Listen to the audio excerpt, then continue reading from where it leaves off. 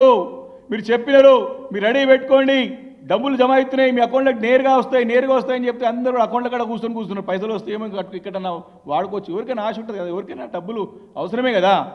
మీరు ఆశ చూపెట్టారు కదా, మీరు డైరెక్ట్గా మీ అకౌంట్లోకి వస్తాయని చెప్పేసి పదే పదే ముఖ్యమంత్రి గారు, ఉప ముఖ్యమంత్రి గారు, వారి మంత్రులు ప్రకటన చేశారే.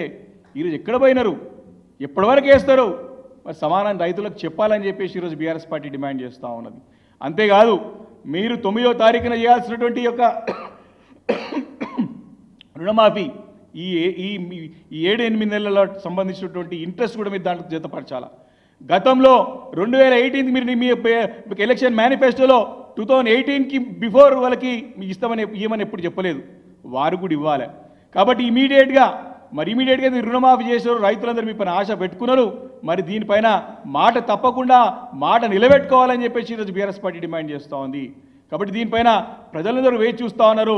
ఆగస్ట్ 15 వరకు మీరు టైం పెట్టారు కాబట్టి 1 లక్ష లోపల రుణమే ఇంతమంది ఎగ్గొట్టే ప్రయత్నం చేస్తారు, మిగతా వారికి ఏం చేస్తారని చెప్పేసి ఒక ప్రజల్లో మరి మీ పైన నమ్మకం పోయింది. మరి తప్పకుండా దీనిపైన ఇమీడియట్గా మీరు చెప్పి వివరణ ఇచ్చి సమానం చెప్పాల్సినటువంటి అవసరం ఉంది మనవి చేస్తా ఉన్నాను. కేవలం కటింగ్లు పెట్టి కాలయాపన చేసి టైంపాస్ చేసి తూతూ మంత్రంగా ఏదో మీద వారికి ఇచ్చేసి వారికి ఏదో ఇచ్చినామని చెప్పేసి కొంతమందికి ఇచ్చేసినామని చెప్పేసి మా హామీని పేరు నిలబెట్టుకున్నామని చెప్పి రాహుల్ గాంధీని తీసుకొని సభ పెట్టడం కాదు. చిత్తశుద్ధి ఉండాలా, ప్రజలకి మీరు నిజంగా చేస్తున్నా లేదా మీకు మీరు ప్రశ్నించుకోవాలా, మీరు మీ ఆత్మ పరిశీలన చేసుకోవాలా.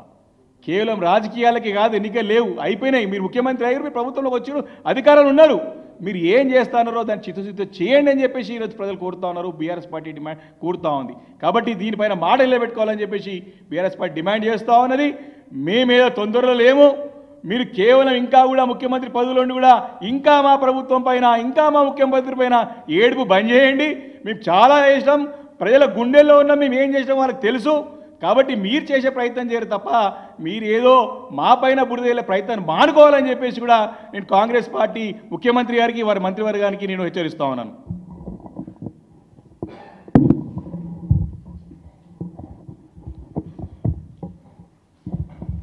ఇప్పటివరకు మన సోదరులు మాట్లాడారు. ఈ ప్రభుత్వంలో రైతు బంధని తర్వాత రైతు భరోసా అని పెట్టారు.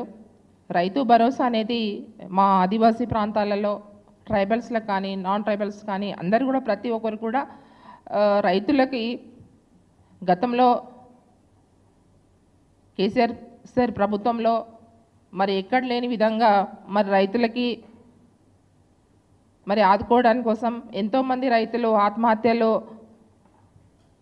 వీళ్ళ కాంగ్రెస్ ప్రభుత్వంలో చేశారు. కాబట్టే గతంలో 40-50 సంవత్సరాలుగా మరి వీళ్ళు పరిపాలించారు. మరి గత ప్రభుత్వంలో మరి బీఆర్ఎస్ ప్రభుత్వంలో కేసీఆర్ సార్ గారు మరి రైతు బంధు పెట్టి రైతు బీమా పెట్టి మరి వారికి ఆదుకోవడం జరిగింది. అయితే మొన్న ఏదైతే బట్టి విక్రమార్క గారు ఉప ముఖ్యమంత్రి గారు అన్ని జిల్లాలు కూడా కొన్ని జిల్లాలు తిరిగారు. మా ఆదిలాబాద్ ఉమ్మడి జిల్లాలో కూడా ఉప ముఖ్యమంత్రి గారు వచ్చారు.